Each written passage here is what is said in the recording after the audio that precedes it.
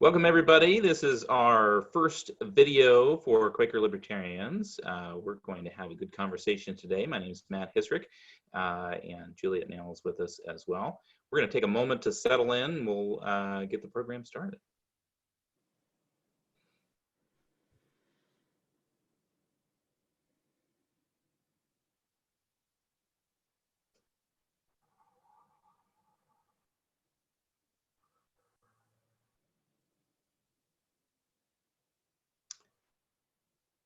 Thank you again for joining us. We're just going to do very brief bios. You can find out more information on our website or Facebook group. Search for Quaker Libertarians on Google. My name is Matt Hisrich. I'm the founder of Quaker Libertarians. And here in Richmond, Indiana, where I'm a member of First Friends. Juliet? Hi, I'm Juliet Nail. I am a member of Minneapolis Friends Meeting in Minnesota, and I have been Quaker probably about 30 years and a attender. I have known about Matt and Quaker Libertarians for about 6 years and have been working with Quaker Libertarians for about 2. All right. So I think the idea is we're just going to start and have some conversation. This is not scripted, but wanted to give kind of an initial idea of how this idea came into being and what our interest in it is. Is that right? Yeah, so the first question I get from Quakers and Libertarians alike is, what the heck is a Quaker Libertarian? And you're the guy. So what is a Quaker Libertarian? Yeah, I mean, it's a great question. And I think it's an area where, you know, there's a lot of expanse to both of those topics, right? What is a libertarian? What is a Quaker? We could spend hours discussing that. What I'm particularly interested in is creating kind of an umbrella for conversations around what it means to be a friend in the broadest understanding possible, and what it means to be a libertarian in the broadest understanding possible, and is there an area of overlap between the two? I happen to think very strongly that there is, in part growing out of that peace testimony. And this is the idea that we're not going to impose our will through force on anyone else. It doesn't mean you can't engage in moral persuasion. It doesn't mean you can't have strong beliefs, which I think all of us do, but you're not going to use force to make somebody else follow your will. And the reality of the state is anything that government does is ultimately has to rely on force. And we don't like to always think about that, but it is a very real part of government action. And it's something that from the very beginning of Friends, there was a dis-ease with state action, in part because Friends were reacting to the fact that there was a state church. And so there was a clear wedding between religion and government that Friends were not comfortable with. They wanted the freedom to worship as they pleased. And that really was the impetus for a lot of early Friends action. So there's a lot of myths about both Quakers and Libertarians. So let's do first what are the myths about Quakers? That, you know, kind of the short thing, and what is the core of Quaker and the Society of Friends. So for anyone who's not familiar with Quakers, we don't call ourselves Quakers necessarily, we call ourselves Friends. And the term Quaker, I think, is actually really relevant because that term comes from being so centered and so convicted that you have a message to share with everyone else in the room that you are shaking. So think about that. Most people have had that experience in life. But that really speaks to me. But that doesn't, you know, we call ourselves Friends in the Society of Friends, and we call others friends. So tell us first about Quakers. Well, it's interesting you bring up that title distinction because the Friends title comes out of Scripture where Jesus says, "You are my friends," right? And so early Friends took that very seriously.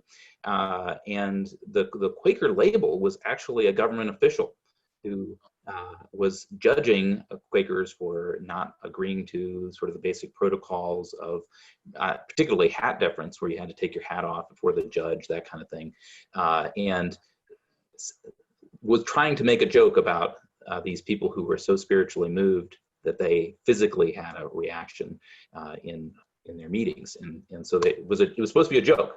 But I would say, there is within Quakers an understanding that they've claimed that as part of their identity. So it is this sense of direct communication with you and the divine. That I think is the core of Quakerism. That it doesn't need to be mediated through a priest. It doesn't need to be mediated through some sort of ritual. Anybody can access the wisdom, guidance, love of God. And I would say part of that outgrowth is everybody, you respect everybody else because they could be communicating with the divine and have a message for you that you can't just eliminate them because they disagree with you. You have to really sit with whatever they're having to say and discern whether or not, even if they disagree with you, they have something to share with you that's important. So God of God in everyone. There you go. Yeah. Very nice. And then I would just add that historically and traditionally, the governance of each meeting is individual, and the meetings may belong to a quarterly meeting or a yearly meeting. But most meetings have a belief in something called testimonies, and you correct me if I get this wrong. And the most common, so every meeting may have different testimonies they subscribe to, but most commonly is the peace testimony, equality testimony, simplicity, what am I missing? Integrity, obviously, and some unity. And I feel like I'm missing SP. What am I missing? Am I missing one? Community. Is that the one I missed? How did I miss that? Oh, well, it's related to unity, right? Sure.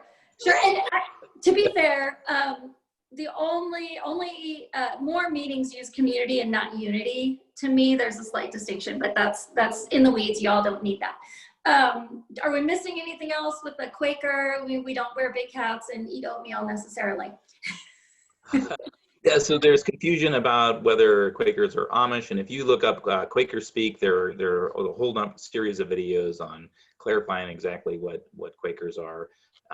There's confusion over Shakers, which is sort of a whole different genre.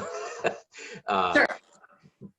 But I think part of that emerges out of, for many years, Quakers held this idea that simplicity would lead them to what they call plain dress.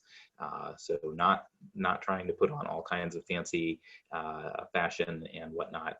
And that led to an association with Amish, Mennonite, that sort of thing. But the other piece of that is those are also considered historic peace churches. So Brethren, Mennonite, traditionally have taken a stance that war is never acceptable and would be a conscientious objector to military service.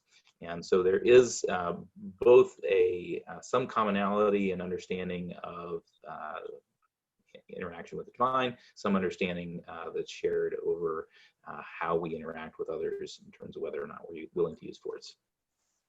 Wonderful. So the other myths on the other side is libertarianism. So of course, you're a fan of big government, or not big government, big business and capitalistic evilly taking over the world, right? Starting with the myth. Yes. So among friends, there are many who I think align, well, it depends on which sort of branch you're talking about. So there are three sort of main branches of friends in the United States. What we would consider unprogrammed friends, which don't have pastors. They're affiliated with Friends General Conference mainly. Evangelical friends, which is more like a non-denominational evangelical service, and Friends United Meeting, which often has pastors but still have space for what we call open worship or silence in the meeting. And depending on which sort of group you're talking about among friends, there's different political alignments often. And among those on the program side, oftentimes that's more progressive, liberals end of the spectrum, and evangelical more Republican end of the spectrum, right? Very broad generalizations. And part of what we hoped to generate conversation around is where do these generalizations break down? But libertarians exist in this space that doesn't neatly fall within the two-party system. I'm either a Republican or a Democrat. I'm either a conservative or a progressive, right? Because there is this sense that any kind of state action is inherently problematic and subject to scrutiny. And for a Quaker Libertarian, that emerges really out of the ethical commitment to peace. For libertarians, a lot of them will refer to what's called the non-aggression principle. So I'm not going to initiate any aggression against anybody else. We can get into arguments about self-defense and sort of where you draw the line there. But it's a sort of generally stated principle among libertarians. And so whether you're a conservative and you want to impose specific beliefs or spending policies or what have you that align with your beliefs, or you're a liberal and you want to do the same thing, libertarians would say, wait a second, I think there's a fundamental problem with both of these perspectives that involve you imposing your will, you and your friends, you and people who think like you, on the whole rest of the population, and that itself is a source of significant concern for libertarians. So socially, libertarians could be socially conservative or socially liberal, as long as I'm not using government to tell you what to do or anyone else. Exactly. And so there's this kind of phrase of libertarians are socially liberal and fiscally conservative. It doesn't really capture that, because you can be anywhere on that spectrum personally. It's about how you see using the violence of the state to impose that on anybody else. So that sounds great, but there's got to be a but. How do you protect the vulnerable from like evil corporate capitalists that are just going to take over because there's no government to restrain them? Didn't know this was going to be a grilling session. Well, that's the one I get. I don't know. I get variations of that, right? Yeah. So my response to that is generally something along these lines, which is, tell me how our current system doesn't actually exacerbate that, because of the level of aligning business interests and political interests. The reality is that most people don't have a direct say in what the government is doing, even though we live in a democratic system, right? There's sort of this illusion of direct participation. But if you are a large corporation and you can lobby for whether it's regulatory controls that prove your position relative to your competitors, whether it's special tax breaks, all these kind of things that are built into the structure of what we think of as a free market system or a capitalist system. It's really not. It's almost more toward what we would pejoratively label fascism, right? It is state-directed capitalism, which is very different than getting the state out of the way, because again, going back to that fundamental piece, whenever you involve the state, you are involving violence and the threat of violence. So I'll just give one more along those lines with trade and capitalism and free market, because these are traditionally, when you think of libertarian, we're definitely, for sure, I would say you could universally say we're all free market.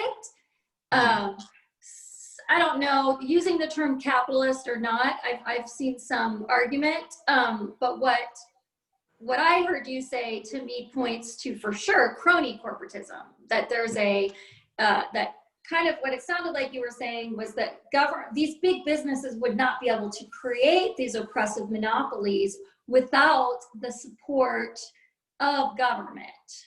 Exactly, yeah. So how do we restrain outside of government? How do we, what would maybe what needs to be removed, or what libertarian policy could allow for the flourishing of restraint against corporations or individuals who do have malintent, who do want to hurt people or take advantage either purposely or through negligence. Actually, that's the last hard one. You said you hadn't taken notes and you weren't going to like have this whole battery of questions for me. It's fair, because this is, I mean, particularly for those on the progressive end, this is the rubbing point for them is the control, the corporate control of the economy, right? Seeing the state as the sort of democratic balancer in the equation. There's a whole realm of thought called public choice, which basically says, let's take the romantic side of government service out of the equation, because we can't sort of live on the myth of public servants who are only interested in the best interests of everybody else, have no self-interest, and are acting out of purely good motivations, right? No, the reality is government is composed of the same people that every other organization is composed of. And so, and there is, there's just not time. And this comes up again and again when there are these, you know, stacks of paper that go into bills that are passed. Nobody has time to read them.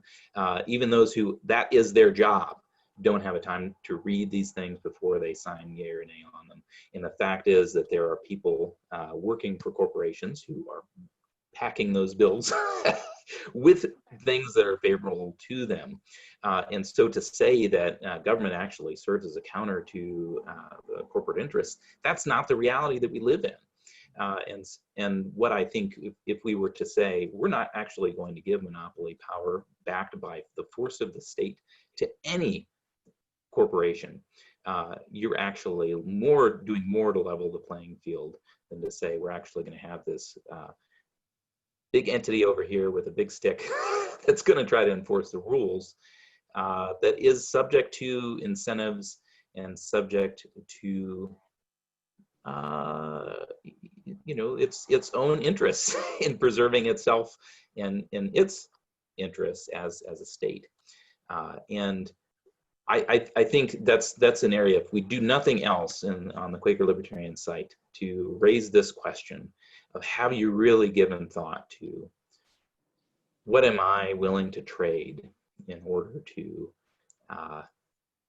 make sure that my beliefs are represented through the state, which involves the threat or the actual use of violence. And I think we're seeing increasingly, when we say we're going to pass a law against X, and if people aren't willing to comply with that, we're willing to use police force, for instance, has real implications for people's lives.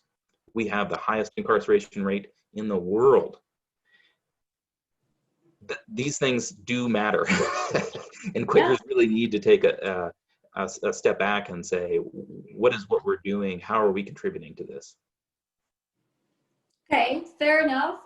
And I will add to this, just as so I'm thinking of that one couple that I knew in my meeting in California. They were Quakers, but they were the best libertarians I've ever known. They were from Cincinnati, Ohio. I don't know if there's one meeting or more. And they were tax evaders, whatever, because of the war effort. So they were part of that group. A lot of people that don't come from our part of the country don't realize the peace movement came out of the churches in Ohio.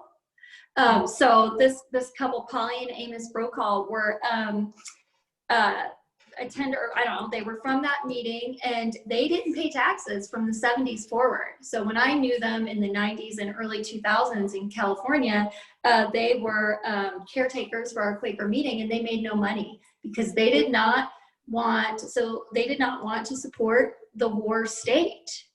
So I guess maybe what I'm getting out of what you say is, you don't even have to know what a libertarian is. If we just live our Quaker values better, if we really look at our Quaker values and dig in deeper, we're creating what, you know, libertarians talk about peace and freedom, right? So if we're not supporting the war state, we're not supporting that concentration of power, you know, we're creating that freedom and peace in our own lives, that integrity, that in line, you know, that in and of itself gets us further towards liberty, right? So my best libertarians are Quakers that didn't know they were libertarians. Yeah, well, and this is sort of a longstanding beef I have with some of the national Quaker organizations that will say, you know, very explicitly, we need to reduce our spending on the military and, you know, make a very cogent argument that's along the lines of what you have of this is not consistent with our testimonies and our principles. It's not in the best interest of our nation or our citizens. Here's all the places that we should spend our money.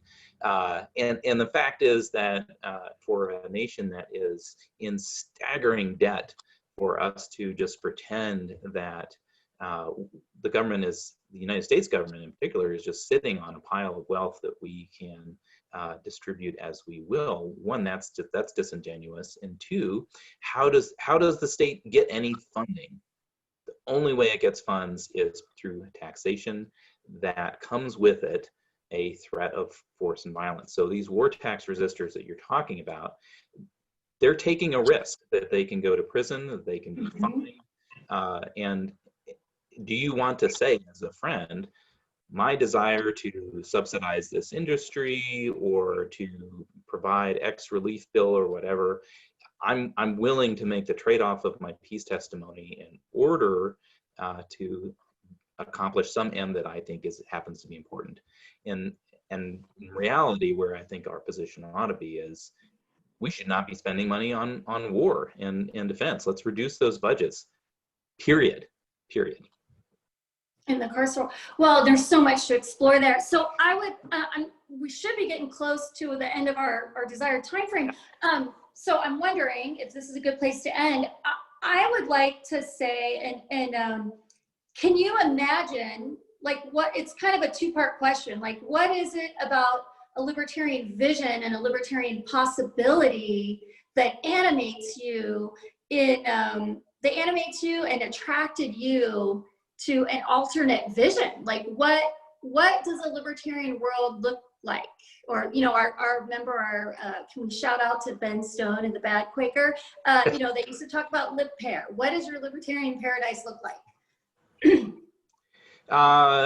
You know what? So honestly, I've had this conversation with a number of folks on the Quaker and Libertarian end, and for me personally, I don't find it super helpful to go to the utopian end and say this is what dream world looks like. I'm much more of an incrementalist, much more of saying, where can we expand the space for peace? Where can we expand the space for voluntary action? We don't have to go from today to, okay, there's no more police. Okay, there's, you know, tomorrow there's no more prisons. There's no more nuclear warheads, that kind of thing. Let's say, tomorrow, what can we work on to reduce that scope, to reduce that area and create the greater freedom and greater peace in the world? And there's lots we can do, as you pointed out today, lots deeper that we could go in further conversation. But hopefully this just begins to scratch the surface. Well, is there one or two examples that you could give to end on that positive note of where we're doing this successfully as a society, or in small communities or meetings, or like, we are doing it right in some areas. We have made progress. So give us an example or two that that personifies the human flourishing possible when we're free and we have a commitment to peace and we help each other. Well, I'll say this. I am incredibly encouraged by how witnessing the incredible tragedies that we've seen in terms of police brutality and the loss of lives as a result of that, that is causing people to stand up in a way that they haven't for many years and say enough is enough, and really look at what is the school to prison pipeline? Why do we have such a thing in place? Why are we sending our military equipment from our overseas warfare to local communities to enforce a drug war, right? And these kinds of questions, I mean, we've just sort of operated on the sheer momentum of this is how we've always done things for so many years. I feel like we're at a breaking point of saying we need to re-examine this whole entire system. And so this gives me incredible hope. It comes at a tremendous loss, and we can't overstate that. But given the fact that these losses have taken place, what are we going to do as a society about it to make sure that there aren't more? That's an area where I see the possibility for freedom, for a new way of thinking, for peaceful conflict resolution to take place in a way that it hasn't before. So I'm encouraged by that. So my quick example would be in the areas of food freedom. You know, people seeing the importance of, hey, our food chain is too long, and we need healthier, real food that still has micronutrients and whatever. I feel like in our lifetime, well, maybe not lifetime, but certainly the time that I've been an adult, the commitment to looking for that local food and healthier food, I see it all around me, and at least a desire. Whether people are all acting on it, I don't know, but that to me is, you know, how can we, just in the ideas of equity, and I've just seen a lot of work across the political spectrum from individuals in increasing the access to real healthy food. So yay, there is some signs of hope and light out there. Hopefully. So Juliet, correct me if I'm wrong, our intent is hopefully to keep doing some more of these episodes and really invite people to share their questions and comments, and we'll try to be responsive to that and just keep the conversation going. Yeah, I mean, my hope is to explore where we're doing it right as a society, and what are some of those breaking points that you're talking about that we can that we can make progress. And then if people want more information about libertarianism or Quakerism, you know, we can either provide resources, or we can go ahead and you know, address them question by question as they come up. Yeah, awesome. Well, I'm excited that we're doing this, so thank you for prompting our first video. Yay. First video. All right, welcome to Quaker Libertarians, everyone, and thank you for entertaining the possibility. Thanks, everybody. Bye.